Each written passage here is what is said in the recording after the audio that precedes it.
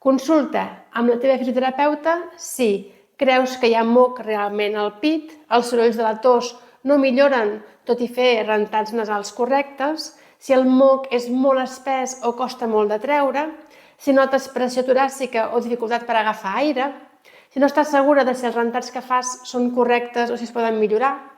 I quan anar al pediatre o al metge, doncs vés-hi si la febre dura més de 48 hores o puja molt ràpid, si la respiració és ràpida o es veuen retraccions a nivell del coll o entre les costelles, si l'infant o l'adult està molt decaigut, menja, beu poc o vomiteu sovint, i el que és més important és que l'objectiu no és només treure el moc, sinó aprendre a gestionar-lo bé i evitar complicacions com otitis o que es compliquin amb bronquitis més fortes o pneumònies fins i tot. Si tens dubte, no dubtis a demanar ajuda a la teva fisioterapeuta respiratòria de confiança.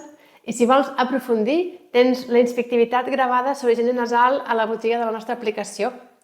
També fem tallers presencials i virtuals per a famílies, escoles i empreses, si t'interessa. I el més important és que no quedar-te amb el dubte. I una bona orientació pot marcar la diferència entre conviure amb mocs cada setmana o aprendre a gestionar-los amb tranquil·litat. Salut i inspira't!